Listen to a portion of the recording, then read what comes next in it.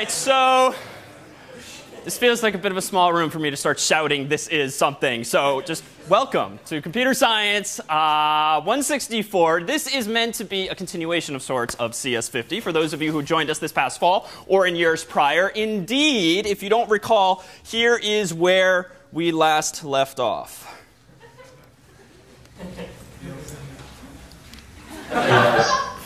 Good work.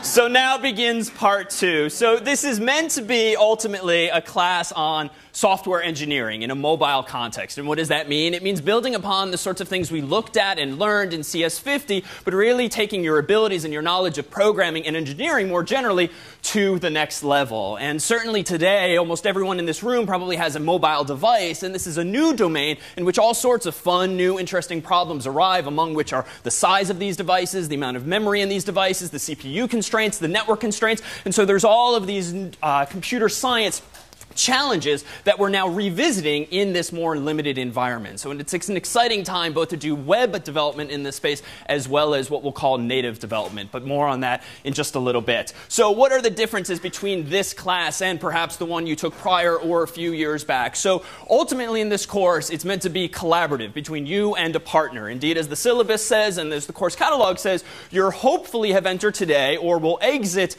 today on the lookout for a partner with whom to take this course. There's relatively few courses at the college in which you really do work hands-on throughout the semester, and it's really key that you find someone with whom you work well. Case in point, I took a class called CS 161 when I was an undergrad years ago, and I had one of my good buddies took this class with me, and we had perfect chemistry in terms of personality. We had perfect work habits in terms of who was up when and how we communicated. And so what you really want to be on the lookout for as you think about whether or not to take this course and with whom to take this course, who would you work well with? If you don't have a friend necessarily with whom you could work or that you know is taking the class, we will help. But do enter this course with this mindset, because ultimately the course is about engineering larger pieces of software than you did in 50. And whereas 50 was largely you autonomously, now the projects will be spec'd in such a way that you just can't or won't want to do each of these projects on your own. And so among the challenges are going to be figuring out how you divvy up the work, how you intercommunicate, and ultimately how you build something more interesting together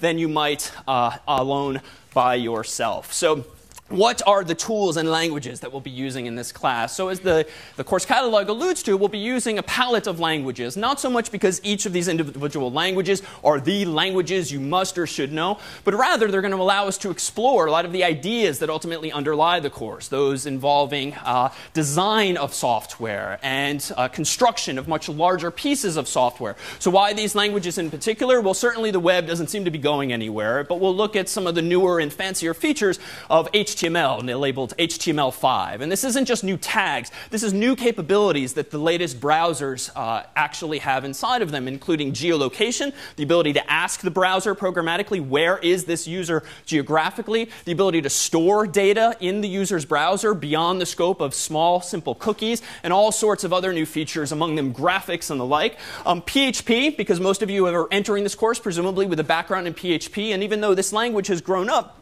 fairly organically over the years, it's now maturing into a language that has a lot of the features that we would like to talk about in this class and that you'll find in other languages still. But undoubtedly, could you explore the same concepts in a class on Ruby or Python or whatever your preferred language happens to be. But we'll also use JavaScript, which has really come into its own. Years ago, being this annoying little language that did little more than trigger pop-ups and redirect you to other pages, now it is the way by which you can make the most dynamic and interesting of sites. And then finally, Objective-C, which syntactically will probably bend your mind a little bit, but ultimately it's a superset of C, the language that you all learned presumably in CS50. And what's nice about this is that, much like PHP and JavaScript, it'll allow us to continue the conversation from fall 2011 or prior, so that the ideas are new, but a lot of the syntax and a lot of the language details are actually a very natural next step. So with that said, how is the course going to work in terms of workload? probably going to be as much or more than CS50, but spread out over more time. As we'll discuss in just a little bit, not only will you be working with a partner, we're also going to have 4 release cycles, whereby over the course of 4 weeks, you have a number of milestones that you need to hit. So what I think you'll find is that unlike 50, where you pretty much have this constant something to do every week, you're going to have a little more wiggle room over the course of the semester, which isn't to say you can just still postpone it till the very last minute, because now you have to coordinate with another human being who has constraints on his or her time, so you're going to have to navigate those waters as well. But more on the particulars of projects in just a bit. So ultimately, this class is about design. And so now I have this opportunity to pick on that class called CS50, in which we don't necessarily do everything in the best way, partly because we're strapped by the tools that we have. So case in point, you might recall this snippet of code that we introduced roughly halfway through CS50. And this was in the context of what data structure? Yeah, so this was a linked list. And if you recall, this was our very first example of linked lists. This was the code version of when we had the humans come on stage and point at one another with holding numbers. But this was not, even in version 1, the best design. So a struct is just this container in which you can put multiple variables of various types. But pick on this design for a moment. What is bad, perhaps, about this representation of that thing we called node, if the goal is to create a linked list? Find fault in this design. Yeah? If you start from the beginning all the way to the end, whenever you're looking, you can't move.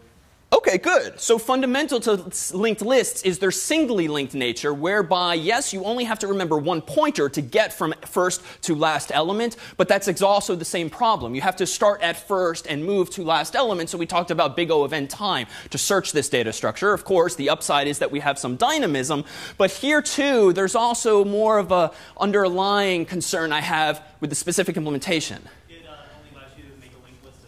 Perfect. Yeah, so besides that, besides the sort of fundamental theoretical constraints on the data structure, I've also literally hard-coded in int n. Now, the variable's name is inconsequential, but the data type is rather consequential. So if I wrote a program that had linked lists, and I then wanted to use my same exact code for maybe a dictionary problem set, in which I want a linked list for the purpose of hash tables for representing words, what do I, or what did many of you have to go do, given this sample code?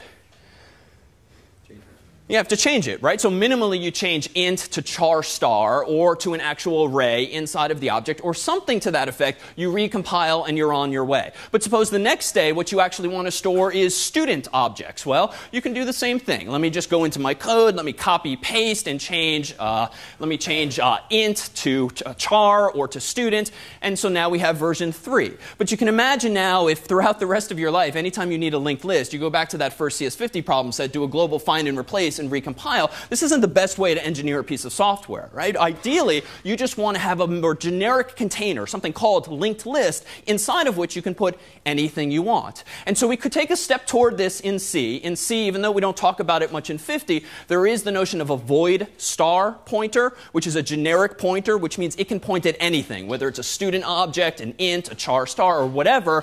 But C wasn't really designed with this notion of encapsulation in mind, this ability to store related data and related functionality together. And so out of C did languages like C++ arise, and Objective-C, the last of which we'll look at in this particular course. But notice, though, the limitations of what we did here already. Plus, then you have to go ahead and define a student. And a student we hard-coded with an ID, a name, and a house.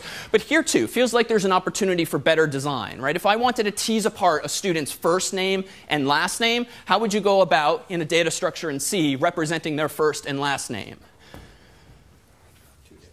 So 2 different variables, right? Maybe I call it first. Maybe I call it last. Maybe you yourselves did that in your MySQL tables or the like in some final project. But there, too, it feels nicer if I could just have this entity in memory known as a student, and then I could just ask it, what's your first name? What's your last name? What's your full name? What are your initials? Right? There's so many questions, if uninteresting questions, that I could ask about this data structure, and it would be nice if to answer those questions I didn't have to manually do a whole bunch of messy string concatenation or regular expression expression matching or the like, I can just invoke functions related fundamentally to this object, or as we'll start to call them in the context of what's called object-oriented programming, methods. So another little example that's along the same line. So this was an earlier pset in 52, where you had to implement searching and sorting for pset 3. Well, in C, there's this very common convention whereby if you want to perform some operation on a data structure, and that data structure in this case is an array of ints, well, that's fine. You write the function, and you accept as input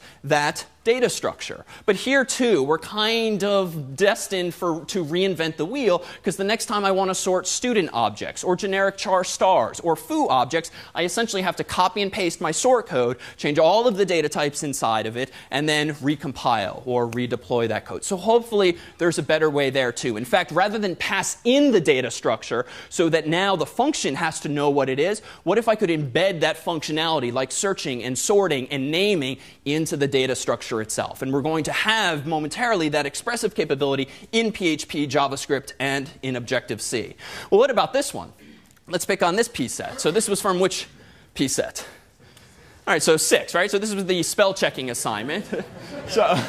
So this was the spell checking assignment. And here, it was kind of interesting in that we gave you the signature, so to speak, for these various functions: check, load, size, and unload. And then you had to implement them. But here, too, each of these 4 functions was inherently tied to the code base we gave you, such that you could never use or reuse your pset 6 code from CS50 without copying and pasting and changing it around, because you didn't make a very generic or reusable piece of software. Rather, you wrote effectively everything in main, and you didn't modularize your code, so that after this class, you could just go and use this as a generic dictionary object for words, for phrases, for any sort of pieces of data, or a hash table more generally. But what this hints at is what we're going to start calling an interface. It turns out with languages like PHP and Objective-C and others, you can specify that this data structure will provide you with the following functionality: X, Y, and Z. And here's what X, Y, and Z return. Here's what they take as arguments. I'm not going to make any claims as to how I implement them underneath the hood, but what we'll find is that structs, or as we'll start calling them, classes and objects, can make promises to provide this functionality in a very generic way, so that you yourself don't have to keep re-engineering this code.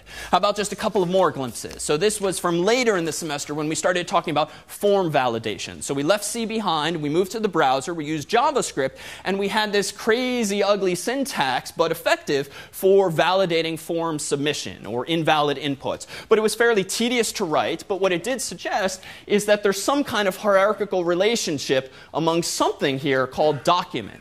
And at the time, we described document as some kind of global variable, an object, if you will, which is essentially like a struct, but a little more sophisticated in that objects in JavaScript can have not only member variables, or let's call them properties, but also methods or functions built right into them. And so this said, go into the document object, get the forms object inside of it, get the registration object, email object, and then the value field, which itself was a string. So if you now translate this back to C, this is like having a struct inside of a struct inside of a struct inside of a struct inside of a struct, and finally the leaf of that data structure is a raw string, and in this case, the value of that field. So we'll tease apart exactly what these features of this languages are and how we can use them better. Indeed, we can improve upon that significantly by starting to use libraries all the more. So around final project time in 50, we certainly preach the value of APIs and libraries so that you can stand on the shoulders of other people who have written lots of code, who have debugged lots of code, so that you can do more interesting things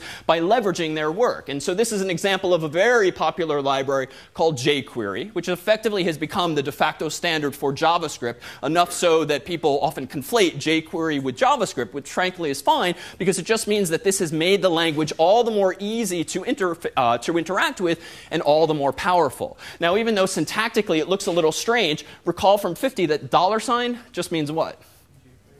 So it's just a synonym for an object or a special struct called jQuery. And it turns out that in JavaScript, unlike PHP, the $ can be used, and this is an actual character in a function or in a variable. It doesn't have special meaning. So the author of jQuery just decided, this is nice. It's a single symbol. It kind of looks special. Let me just alias it to this much longer word to type, jQuery, and thus was born this very common convention of saying $ open paren, close paren, and inside of that, is just a function's argument. So all this is saying is pass to this global jQuery object, another global object called document, and then start to do some interesting things with that object. .ready actually now refers to a function that's going to get called with this other function. And what did we call these nameless functions in 50? So these are like lambda functions. This is a topic that comes up in CS51 as well, and in other languages besides JavaScript, but it's a wonderfully concise way of defining on the fly a function that you do need once and you do need to exist, but you don't care about giving it a name and polluting your global namespace, so to speak, with lots and lots of functions and variables. Well, lastly here, we had this example.